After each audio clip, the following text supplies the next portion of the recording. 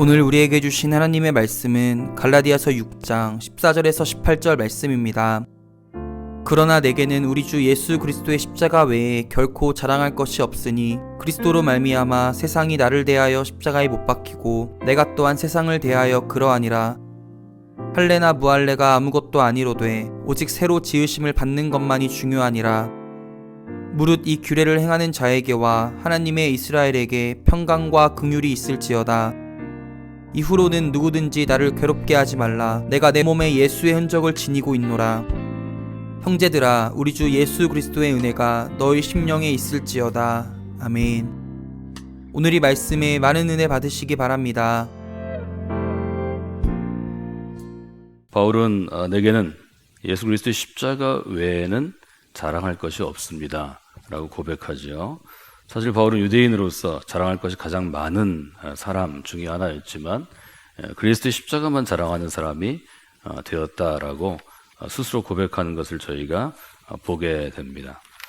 바울이 십자가를 자랑하는 이유에 대해서 저희가 세 가지 봤는데, 바울은 십자가 때문에 자기가 사실은 세상에 자랑이 많다는 것은 세상에 대한 애착이 있고 또 세상을 귀하게 여긴다는 것인데, 그 세상에 대해서 유대인으로서 말하자면 성공할 수 있고 출세가 보장된 세상에 대해서 내가 스스로 죽었다 이렇게 표현하죠. 십자가로 인해서 내가 세상에 대해서 죽은 자 되었습니다 그렇게 고백하고, 두 번째는 십자가로 인해서 내가 새로 지으심을 받은 인생이 되었습니다. 그래서 바울은 이것을 고린도 교인들한테 얘기할 때 나는 새롭게 지음을 받은 인생입니다, 새로운 피조물입니다, 이런 고백으로 함께 나갔죠. 세 번째로 내가 그리스도의 십자가로 인하여서 이 땅 가운데 평강과 긍휼을 전하는 사도가 되었습니다, 이렇게 고백하는 것을 저희가 보게 됩니다. 이 네 번째 바울의 고백인데 17절에 보면 갈라디아 교인들에게 마지막으로 일종의 부탁 혹은 권면이 있죠. 이후로는 누구든지 나를 괴롭게 하지 말라, 이렇게 이야기합니다. 말하자면 갈라디아 교회의 교인들이 겪고 있는 문제, 특별히 바울이 전한 진짜 복음을 떠나서 다른 복음을 쫓는 교인들 때문에 목회자로서의 바울이 굉장히 괴롭고 힘들었다 하는 점을 아주 분명하게 보게 됩니다. 바울이 우리에게 원하는 것은 주님의 마음하고 똑같은 것인데, 우리가 교회 공동체에서 신앙생활을 할 때 예를 들어서 교회 리더십들이라든지 또 교회를 섬기는 이들이 예수 그리스도를 향하여서 또 교회를 책임지고 있는 목회자를 향하여서 가장 해야 될 일은 무엇인가 하면 신앙생활을 바르게 하는 것입니다. 신앙생활을 열심히 하는데 바르게 하는 것, 그 열심히 바름과 또 진짜 복음 위에 세워지는 것이 가장 귀하다 하는 것을 교인들한테 지금 바울이 얘기하죠. 이제부터는 앞으로는 아무도 나에게 이런 괴로움을 주지 않기를 원합니다, 이렇게 이야기하는 것을 우리가 보게 됩니다. 그래서 이런 신앙적인 문제 때문에 마음을 아프게 하는 일이 없도록 하기를 원합니다. 그리고 이제 접속사로 시작되는데 가르라는 접속사로 이어지죠. 왜냐하면 내 몸에는 예수 그리스도의 흔적이 있기 때문입니다, 이렇게 고백합니다. 흔적을 헬라어로 쓰는 단어가 스티그마입니다. 스티그마는 1차적으로 우리가 짐승들을, 가축들을 기를 때, 특별히 말이나 소와 같이 굉장히 재산의 가치가 있는 것들을 기를 때 누구 집의 소유인가를 나타내기 위해서 신체의 한 부분에 낙인을 찍죠. 그래서 쇠로 만든 도장을 불에 달구어서 송아지에게, 망아지에게 낙인을 찍습니다. 이것은 주인이 누구인지를 표시해서 짐승들이 같이 방목해서 키울 때에도 누구의 농장의 소유인가, 누구의 소유인가를 찍는 것이죠. 그래서 이 스티그마는 짐승의 몸에 찍는 것이고, 나아가서는 노예의 몸에 찍는 일종의 낙인입니다. 여기서는 이제 두 번째 의미로 찢기어진 몸의 자국, 상처죠, 상처. 찢기어진 상처의 자국들이 있었다, 이렇게 표현하죠. 그래서 우리가 예수의 흔적을 가졌다 이렇게 표현할 때에는 예수님 때문에 바울이 어려움들을 많이 당했는데 그 어려움 때문에 바울의 몸에 찢기고 또 채찍으로 맞고 또 돌에 맞아서 일그러진 상처들이 실제로 육체에 있었다는 거죠. 바울이처럼 이제 육체의 흔적을 이야기한 것은 다른 복음을 주장하는 갈라디아서에 바울을 적대하는 거짓 교사들이 할례를 강조했기 때문입니다. 할례도 아브라함으로부터 시작되는 유대인들에게 하나님의 자녀라는 선택된 사람이라는 이 흔적을 남기기 위해서 신체를 베어내는 거죠. 그것처럼 바울에게는 예수 그리스도를 따르기 위해서 겪은 어려움 가운데 당한 박해와 고난의 흔적이 그 안에 있었다, 이렇게 표현하죠. 고린도후서 11장 보시면 23절로부터 27절에 바울이 어떤 어려움을 당했는지 이야기합니다. 내가 수고를 넘치도록 하고 옥에 갇히기도 많이 갇혔고 매도 많이 맞았고 여러분 죽을 뻔했는데 유대인들에게 맞을 때 40에 하나 감한매, 즉 39번 맞는 태장이라고 부르죠. 그래서 5번 맞았고 또 장을 맞았고 돌로 맞고 또 배가 파선하고 강도의 위협, 또 여러 동족 유대인들의 위협, 또 시내든 광야든 바다든 또 거짓 형제의 모함, 이런 위로를 당했고 잠도 못 잤고 굶었고 목마르고 또 헐벗었다, 이런 표현을 합니다. 이 과정 가운데 예수님 때문에 내가 당한 고난의 흔적이 내 마음 가운데 또 내 육체 가운데 특별히 있다, 이렇게 얘기하는 거죠. 이미 나는 예수님의 흔적을 가진 사람이니까 뭐 할례를 하라고 강요를 한다든지 이런 일들을 하지 말아라 하는 아주 간단한 이야기입니다. 그래서 뭐 우리가 흔히 이 본문을 읽으면서 내 몸에 과연 예수 그리스도로 인해서 얻은 흔적이 있는가 이렇게 물어보죠. 삶의 흔적을 이야기하는 거죠. 실제적으로 여러분들이 그런 부분들을 마음 가운데 두시면 좋을 것 같습니다. 갈라디아서 읽으면서 우리에게 가장 다가오는 것은 어떤 것인가 이렇게 물어보면 저는 십자가라고 생각합니다. 우리는 십자가를 지고 그리스도를 따르는 사람들입니다. 그래서 그리스도인입니다. 근데 십자가는 아주 무거운 것이기 때문에 십자가는 우리의 몸에 흔적을 반드시 남기게 되어 있습니다. 십자가를 지고 가는 직접적인 흔적이 우리의 양 어깨에 반드시 십자가 자국이 깊이 패일 것이고, 또 십자가는 무겁기 때문에 계속해서 넘어질 수밖에 없어서 넘어질 때마다 우리의 무릎과 발과 손에 생채기가 날 수밖에 없습니다. 이 십자가의 흔적을 깊이 새겨야 이 십자가가 율법으로 주어진 것이 아니고 은혜로 내게 주어졌다는 것을 깨닫게 되고, 또 그 은혜가 주는 자유의 소중함을 우리가 알게 될 것입니다. 주어진 자유는 그렇게 소중하지 않습니다. 그러나 내가 얽매여 있다가 죄에 얽매여 있고 또 인간의 관습에 얽매여 있고 인간의 욕심에 얽매여 있다가 십자가로 인하여, 그리스도의 십자가로 인하여 우리가 자유함을 얻는다면 그 자유의 소중함을 깨닫게 될 것입니다. 그래서 예수님께서 제자들에게 아주 분명하게 말씀하시죠. 누구든지 자기 십자가를 지고 나를 따라오는 자가 나의 제자가 될 수 있다. 이것은 아주 예수님의 분명한 원칙이었습니다. 아주 우리가 그리스도의 제자가 되기 위해서는 우리에게 주신 십자가를 지고 따라가야 하는 거죠. 갈라디아서를 주로 1, 2장 또 5, 6장을 중점적으로 봤는데, 첫째 날에 저희들은 바울이 복음의 사람이다 하는 정의를 했습니다.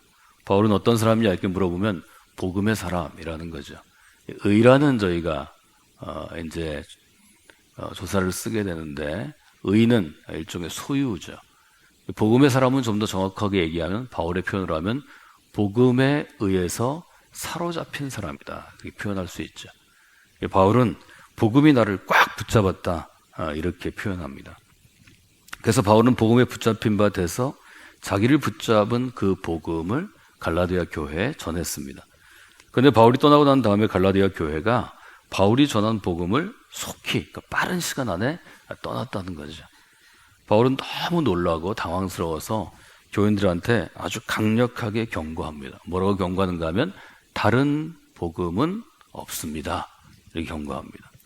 갈라디아서 1장 6절과 7절인데, 그리스도의 은혜로 여러분을 부르신 이를 이같이 속히 떠나 다른 복음을 따라가는 것을 내가 아주 이상하게 여깁니다.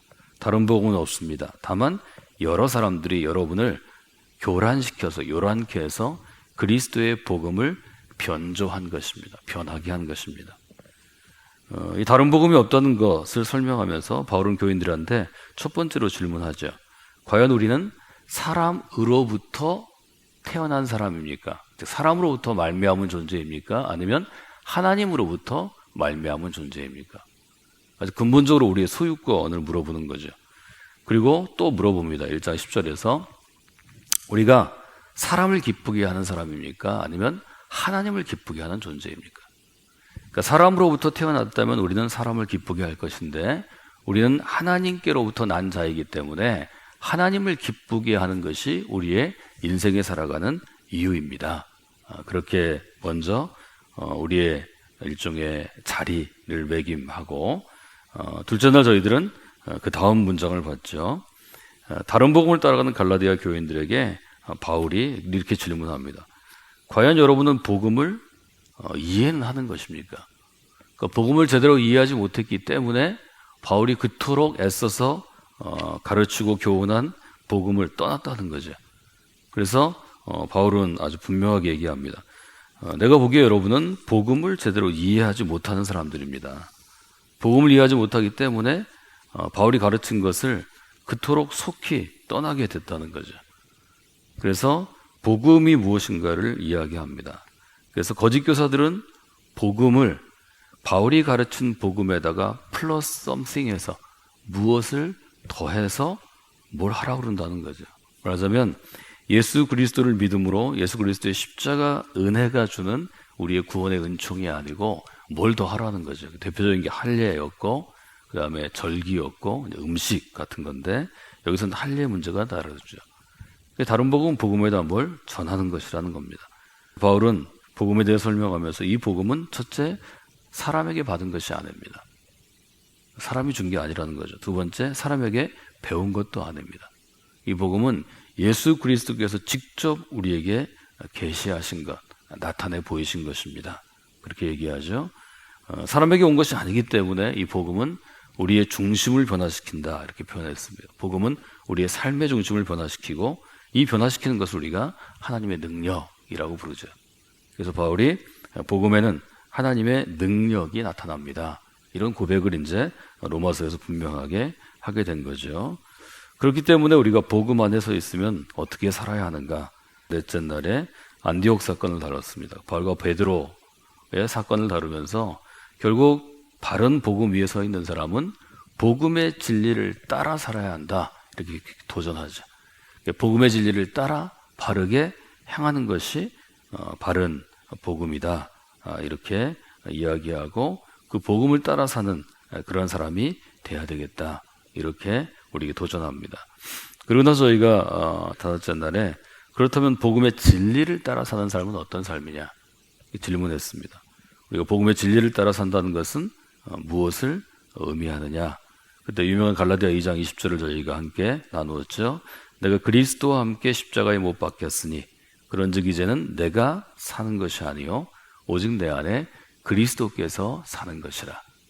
분명하게 규정을 하고 저희가 토요일에는 복음의 아주 분명한 선언, 갈라디아서가 이야기하는 것 다른 복음은 없습니다.